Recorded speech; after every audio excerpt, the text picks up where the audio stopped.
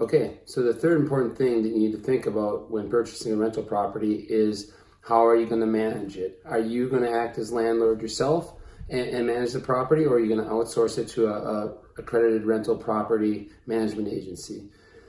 Now, there's no right answer. Both have their advantages and their disadvantages, and one route might be better than another depending on how much free cash you have laying around, your kind of skill set in terms of being a handy person and managing the property yourself, and how much time you have on your hands. But what we'll do is we'll talk through some of the pros and cons of each. This should hopefully help guide you into which one you think is best. So when we think about acting as landlord ourselves, the obvious number one biggest pro or advantage is the cost. It doesn't cost anything besides your time and effort. Now, there's obviously a value to your time and effort, but from a pure financial aspect, it's free.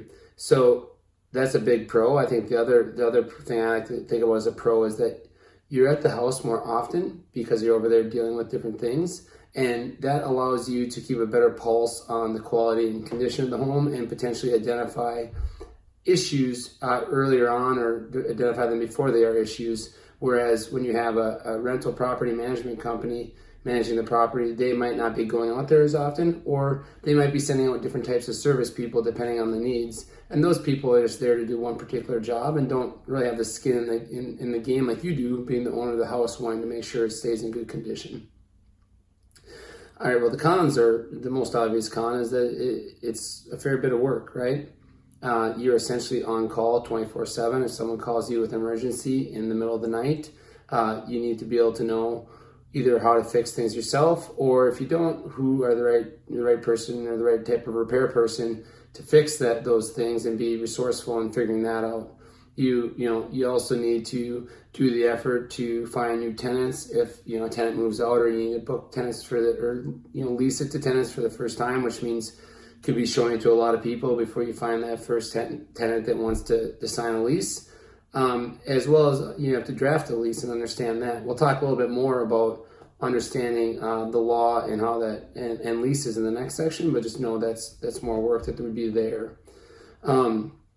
Conversely, when we think about a real estate management company managing your property, the obvious pro is that it's the easy button, right? They should, in theory, be able to keep it pretty hands-off for you, where they're only calling you if a repair or something is over a certain amount of money.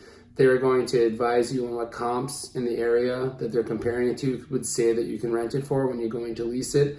They're going to do the showings, they're going to draft the lease, and they're going to do all of those types of things. So that's obviously a lot of advantages right there. But the obvious con is that it costs money, right? It costs a decent amount of money.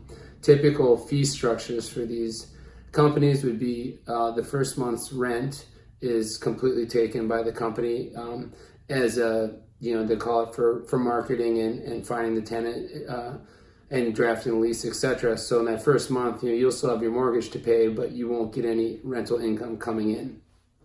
Then after that, it's fees vary, but I'd say typically 8 to 12%, so we can call it 10%. If you're able to keep a particular tenant in there long term, maybe for 10%, that's a pretty awesome deal, and it's worth not having a landlord yourself if they're doing it well. Whereas if it turns out you have a lot of turnover and every other year you're needing to find a new tenant, those 1 month with no rent, they kind of add up, and they're definitely a cost that you'd have to consider. What I would say is, in terms of thinking about a rental property management agency, if you're taking that route, is to do your research. From personal experience, we have a property that is out in the suburbs, a suburb of Aurora. It's about 40 miles from here. Didn't want to have to deal with driving out there all the time, and got a property management group to manage it. Turns out they were pretty bad at what they do. I was constantly having to follow up on things. The tenant somehow got my contact information and would reach out to me directly, which in the end was a good thing. So I found out that they weren't doing, following up timely on requested repairs or these things. And eventually I had to fire them, and now I manage that property myself as well. So go on Google, Google has pretty reliable customer reviews. I found. Go on Yelp. Make sure what you're looking at, that they're getting good reviews and that they have a lot of reviews. So it's not just one or two that could be, made up or by the owner of the property management group. And then I would say that's also a good tip from if you're going to landlord it yourself, you don't necessarily always know who's the right type of repair person to contact or who's good at it or if they're going to rip you off because you've never done business with them.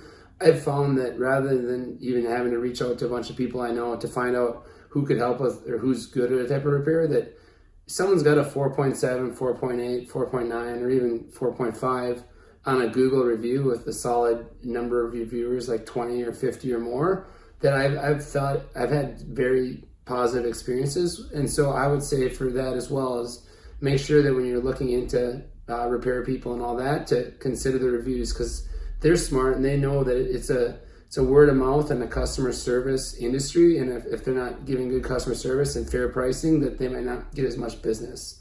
So that's something to think about as well. Finally, the last thing I'll mention, it's kind of an in-between landlording and having rental property agency, is for when you go to lease the unit, which can be a lot of work, showing it a bunch of times, trying to find someone who's gonna want to rent it, is to use a apartment finder type organization, or some people call them headhunters, but they're essentially people, groups that they will show your place for you. They will find a tenant. They will get it rented out. They will draft the lease, but they are going to then take that 1 month's rent as their typical charge. So what you could do is do that to save all the upfront headaches, but then know that after that you could landlord it and save your 10%. Another thing is that typically they're non-binding or contract, meaning that you could have a bunch of them showing it and it's erased to whoever can fill it. Then they're the ones that get the 1 month's rent payment. So that's, I think, the important things to think about when deciding how to manage, and whether you landlord it yourself or you outsource it to other individuals. It really comes down to just an effort versus cost play.